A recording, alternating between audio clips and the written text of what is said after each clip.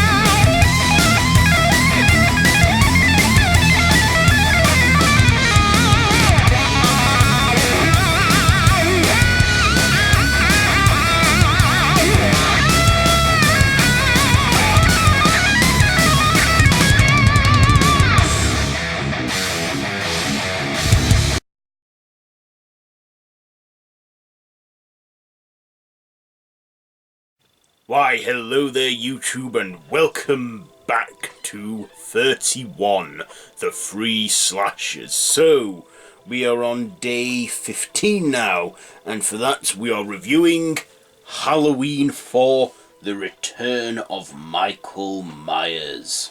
So, this one was directed by Dwight H. Little, starring Donald Pleasence, Ellie Cornell, Danielle Harris, Michael Pataki or something.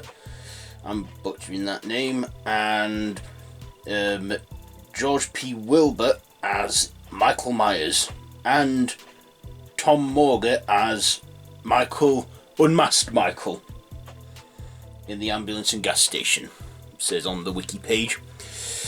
Okay, so this is the fourth installment of the Halloween series after the failed attempt at getting an anthology series off the ground and Halloween 3 failing miserably. They went back to the Micheal Myers storyline and gave us the fourth film. So basically, we get back. This is like the Halloween 3 of the Micheal Myers storyline. So after being in a coma for 10 years, in the 10 years, Laurie has, had a family. She's had a child. Laurie, in that 10-year, died off screen in a car accident and left her daughter Jamie Lloyd, parentless, and she gets fostered. And when Michael hears them talking about this in the ambulance when they're transferring him, Michael awakes from his coma and returns to Haddonfield to kill his niece, Jamie Lloyd, played by a very young Danielle Harris, and this was actually her first gig as well as an actress. And also Donald Pleasence returns as Dr. Loomis, and Dr. Loomis must stop Michael from taking a sweet innocent girl, and Dr. Loomis has survived the explosion at the end of Halloween 2. So yes, so there was originally an opening scene that never really saw the light of day, where we see the explosion from Halloween 2 at the end, Dr. Loomis comes out half burnt, because in it he is like burnt and deformed around that side of his face. So let's get onto my likes and dislikes. First of all, I liked George P. Wilbur's portrayal of Michael. In the first act of this film, he was portrayed by what was the guy's name now? Oh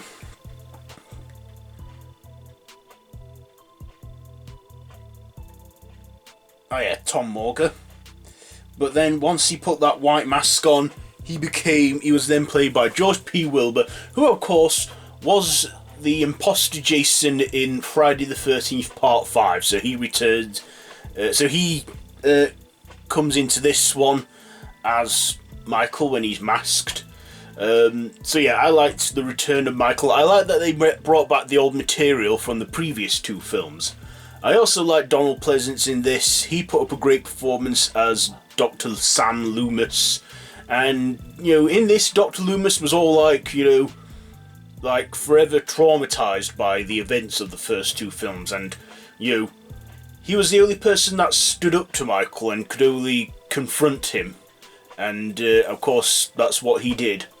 And I also liked Danielle Harris in this, who played Jamie Lloyd. She was, fantastic in this. This was the first career she had as a scream queen, and she was only about 9 years old at the time of making that film, and she was great for a child actor, and she was just great in it as Jamie Lloyd. And it's like, back then, as I say, back in those days, it was risky killing a child in a horror film, and of course she didn't get killed in this. But of course, I do like the ending to this, where Michael falls into a grave, they drop a dynamite, and we think that's the end for him. But of course, Halloween 5, they write their way around it. But at the end, they sort of do leave it open where Jamie could take over as the next sort of shape, because the film ends where she kills her foster mother with scissors, and she's wearing a clown mask, and for Dr. Loomis, he's reliving that nightmare all over again. I thought Dr. Loomis's acting in that final scene was like, no, it was a little funny. I will admit, it was a little funny. He was meant to be acting seriously, and he was, but I can't help but find that a little funny. But yeah, when I first watched this, I did find it unsettling how she was stood at the top of the stairs with them scissors, and was like Michael. I also liked the character of Rachel, played by Ellie Cornell. Is that who plays her? Jamie's foster sister and the final girl for this one. And she too, like Dr. Loomis, protected Jamie from Michael. And Michael was just... yeah, it was Rachel. And Michael was just, stopping at nothing. In this, Michael was like a Terminator. He was unstoppable, and he killed anyone who got in his way. And I liked some of the kills in this. In this, Michael also sabotages the power station of Haddonfield, so the whole town is in a blackout, and it's like no one can call for help, and the police are fighting off Michael. People put up fights against Michael in this, even though it's not a good idea.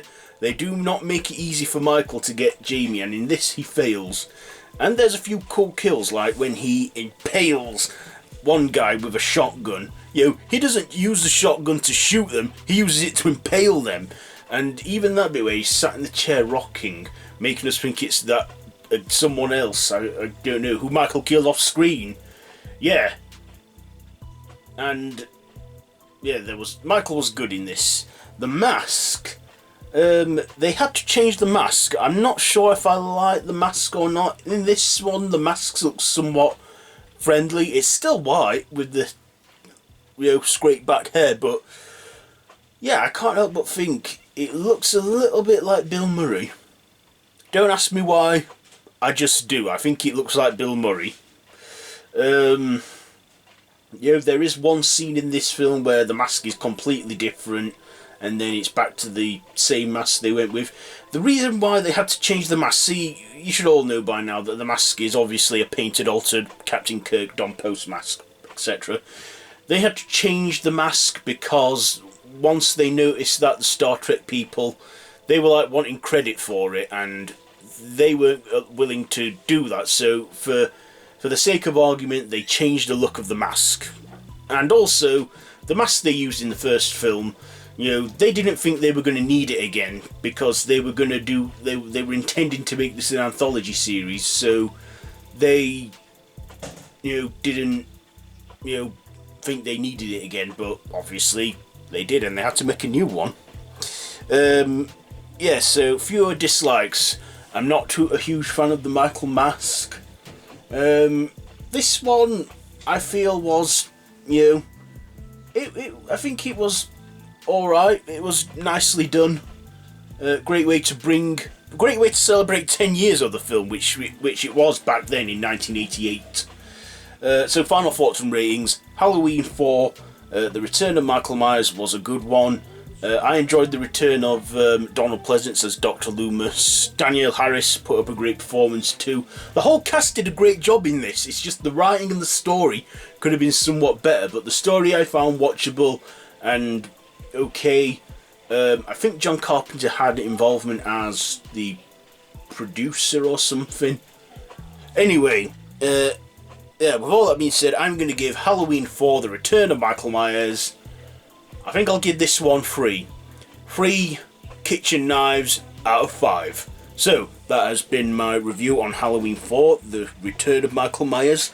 This has been 31, the 3 slashers, day 15. So, join me tomorrow where I will be reviewing Friday the 13th, Part 8, Jason Takes Manhattan, for day 16. So yes, day 16, the halfway point. So from tomorrow, we'll be at the halfway point, halfway in 231. So, yes.